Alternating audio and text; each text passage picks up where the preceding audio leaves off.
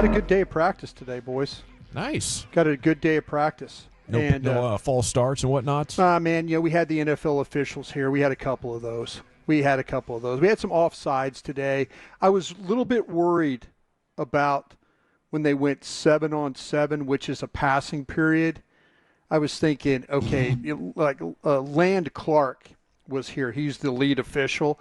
And so I don't know if it was his crew or maybe some guys, some other officials from around the league that just kind of join him and they work this. But I kind of had a feeling we were going to see some like defensive holding, illegal contact, all that crap. And sure enough, that's what happened. These guys, we're trying to practice here, but these guys have to come in and talk about, oh, wait, we had holding, we had this. They did call a pick on Turpin, though, trying to run some picks down there on the goal line, and the official said, no, you can't do that. But hopefully that's not an emphasis. We just got good at it. Yeah, that's what I'm saying. At least they're trying to do it. Yeah. And I was kind of like going, oh, man, you can't call that. But they said that Turpin, and he's like the smallest guy out there. How does a guy that little set a pick? Yeah. But the official called it from the side, and it wiped out a touchdown too, by the way, which, yeah, these officials, sometimes you got to watch what's going on with them. But anyway, we had those guys in the building today. Had a little run-in with one over the weekend, Brian. I'll tell you about it later. Oh, did you? Give a piece of your mind? Yeah. Little girl ended up getting her arm broken because he was letting physical play go on. Man, come on. You can't I know, got to protect the kids. I tried to warn them. Kids. Yeah.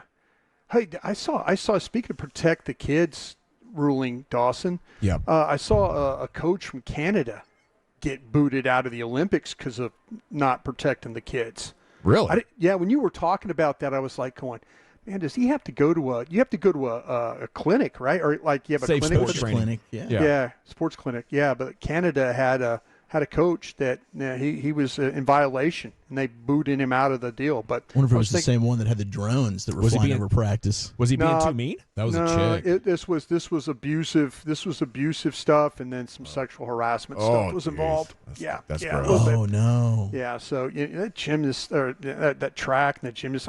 Those poor ladies. I mean, geez, how they pick these guys for these things, I don't know, but they do. Anyway, getting back to practice there. Really nice day for your guy, Cropper, by the way. Nice. He is – okay, I'm trying to figure out here how many receivers are we going to keep. And this kid keeps making plays. So we keep talking about Tolbert and Cooks, and I'm just going down the list, and Turpin, and then Flournoy started practicing again, and then Brooks.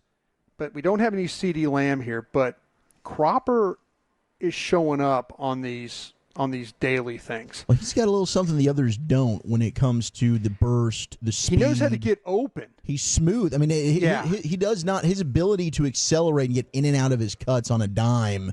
The kid was impressive the first couple days at camp, and then he kind of slowed down a little bit. So today, it looked like an impressive day from some of the clips that came out, Brian. It was. And when they put him on the move, he's especially good because he could separate. He has a feel, as you mentioned there, Wooly, that when he runs routes, it's like he's going full speed. It's not like any hesitation or slowing up or, oh, I'm worried about running into somebody. He knows where he wants to go, and he gets there. And I'll tell you what, he got some work with the ones today. Wow. So he's been like a ones or a twos and, that kind of thing. But I've been kind of impressed. I mean, they throw the ball to him on the out. It's a first down. They throw him the ball down the field. It's a catch in the middle of the field.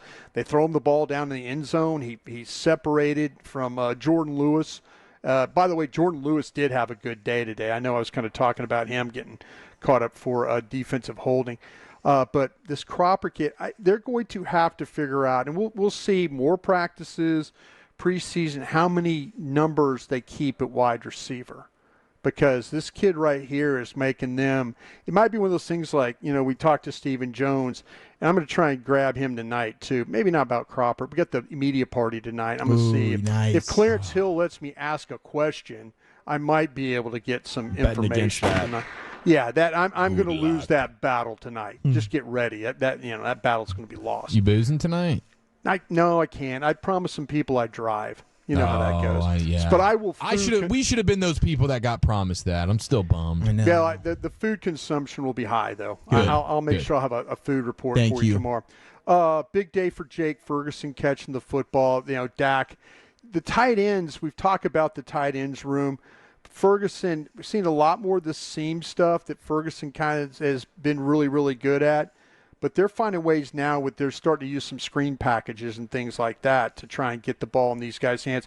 Ferguson, I think, and you guys correct me if I'm wrong, of the tight ends that run with the football, he's probably the best open field tight end. Am I right about that? On the team? On the team, when it comes to playing in space, yeah, and then run after catch. Yes. Okay. And then next would be Stevens for me. See, now the thing about Stevens, and I said it earlier when I came on with you guys, I don't think Stevens has been as good as he was last year. Yeah. I don't. And maybe it has to do with getting reacclimated with the knee stuff and all that. But I kind of feel like, though, he's probably still second best, though. I would say second best, yeah. That would be. Schoonmaker was back at practice today. I know you guys really care about that. But no, it's good that he was back at least. He's back, yeah. I was practice. Worried. He's got to practice. They've got to figure out this room. Hoffman today, he got beat on a goal line play down there. Micah Parsons, they've kind of figured out, and Mike McCarthy talked about it today, about the blitz I described yesterday where he was playing at depth and he went all the way around from the A gap to the C gap on the outside there. He beat. They needed to get off the field on fourth down in the goal line. It was a mojo moment. Hoffman got beat clean by Parsons, and it ended up being a sack, and that was it right there. They had Micah right over the center there, right? And rushed him? They did. They rushed him. They didn't walk him at depth. They made sure that he was what they call mug or tight to the gap, and he just overpowered Hoffman. And Dak really didn't have a chance on that. I mentioned Lewis. I thought he had a really good day in the nickel today. He had a couple of PBUs. He might have had one of the best interceptions that you'll ever see, though, carrying a route to the outside. And Dak was late throwing the ball. The interception. There was a couple times we were standing down the goal line, and I'm next to Archer. I'm like, throw it. You got guys open, and there's that little bit of that hesitation, a little bit of indecision. Is it, seeing what you see? When you're behind all that and you see the routes all going, it's like, now you go, throw it. And he was a little bit late on the outside, and Lewis did a great job of breaking on the ball, extending it. One of the prettier interceptions that you'll see, but they're trying to score right there, and Dak throws an interception there right on the goal line, and so defense gets the turnover. I don't know if I've mentioned Willie Harvey very, very much in these practices. A little bit yesterday. Yeah, Willie Harvey, okay, when you start to talk about the linebackers, he's a veteran, isn't he? Yeah, let me see what the years on him. He was in the UFL, is what he did. He was a UFL player, that, the football league. He's a second-year guy, looking at the numbers. But they're running him now more with the ones. So he's getting some work in the rotation with Leofau, with Clark, with those guys. So they're kind of trying to find a spot for him. I mentioned Clark. Man, he has done a really nice job. They ran a lot of goal line stuff today. It was really a physical practice in that way. And so a lot of take on at the point of attack. Clark several times, and they were able to step up on the goal line and do some pretty good things. It was hard for the front when they got down there. They were trying to run through. They put 3 defensive tackles. Zimmer just went ahead and said, okay, when we get inside the 5, we're going to put all 3 of our defensive tackles down there inside. So they had some size down inside there, with Rogers down there, with Davis down there, and then also with Mozzie down there. And so they were able to kind of stack some things up. And as they're stacking it up, Clark and those guys were coming downhill in a hurry. And there were a couple different times where they made some really good physical plays at the point of attack. So it continues to be a physical practice out here. Tomorrow we got a mock game, so you guys know what that means. And then we got the Rams coming here on Thursday. So good practice overall today with the officials here. And we'll see how things go here in a couple days when the Rams roll into town.